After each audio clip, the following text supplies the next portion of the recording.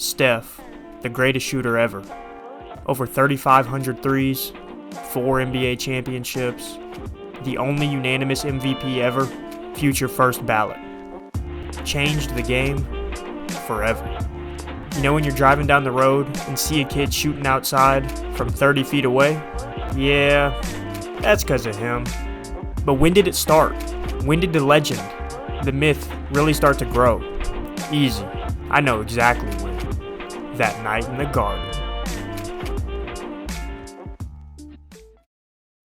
Knicks fans excited about their team's prospects coming down the stretch. The date was February 27th, 2013. It was a cold night in New York, but the world didn't know that Steph was about to get hot. Today we're going to break down exactly how he did it. The best point guards in the league at this time was Clippers Chris Paul, old school Derrick Rose, and San Antonio Spurs Tony Parker. So it's clear to see the three-point explosion hadn't happened yet, which makes what Steph Curry did this night in the Garden even that much more special. We're going to cut up Steph's scoring into 3 different categories. We're going to go over his finishing, we're going to go over his mid-range shots, and then we're going to go over, obviously, his three-pointers. Steph's full stat line for this game was 54 points, 6 rebounds, 7 assists on 18 for 28 from the field and 11 for 13 from the three-point line. And then he was also a perfect 7 for 7 from the free throw line. Before we go over the scoring though, I do want to throw in some of Steph's passing highlights because there's a few important things that you guys need to know. 1, Steph's ability to pass the ball makes it so he can keep the defense honest. That way they're constantly in limbo of worrying about his shot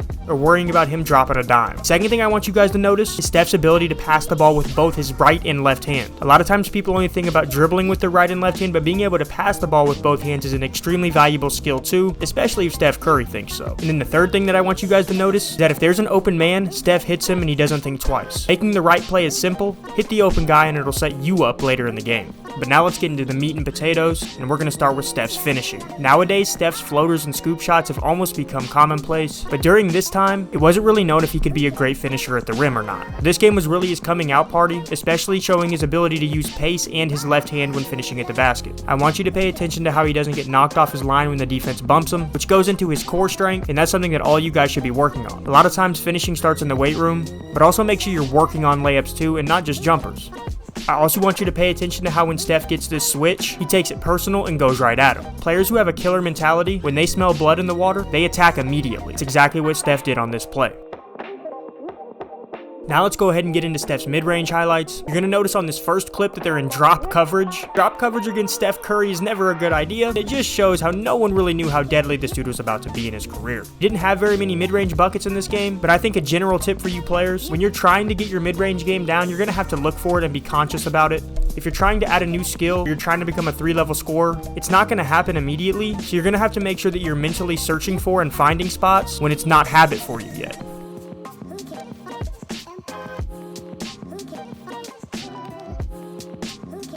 But now let's get to the main event, the reason we're all here. The way he changed an entire sport for good. Steph's threes. Now a lot of these are ridiculous. Could we break down little minor details? Sure. But I don't really want to talk about those little nuances. I want to talk about a broader idea. Pay attention to how many of these, either 1, come in transition, or 2, Steph searches out the shot. Let's talk about the idea of transition scoring first. I'm going to ask you a question. Would you rather try and score against a set defense of 5 guys? Or would you rather score against 2, maybe 3 people who are sprinting back and just trying to get their stuff together? Personally, I'd rather score against the guys who don't really know what's going on and they're just in scramble mode. Going against a set defense, especially when you're an undersized guard like Steph, is a lot more difficult than getting your money, and no one's really ready for it. When people talk about picking your spots, transition is a spot that you can pick. And now let's talk about how he hunts out his shot. I want to use an analogy, and we're going to use a fitting one for Steph. Think about a sniper in the military. He's patient, but when it's time to shoot, it's time to kill, he's taking that shot. But the most important part on a sniper rifle is the scope, because that means the sniper is looking. You guys can see on some of these buckets, Steph is actively searching out and looking through his scope. He's trying to shoot their face off. I get asked how to score in games. You gotta look to score, man. These dudes who are getting buckets every night and dropping 30, you think it happens by accident? No. Come in with intent to kill, intent to hurt, intent to cause harm, reckless abandonment. This is a mentality, lifestyle. Whenever you're in games and you're trying to score, remember to look like a sniper. Don't just float through the game and hope for the best. Can't be legendary like Steph Curry was in the Garden that night if you have a passive mindset. It's kill or be killed, and Steph changed an entire sport by killing that night in the Garden.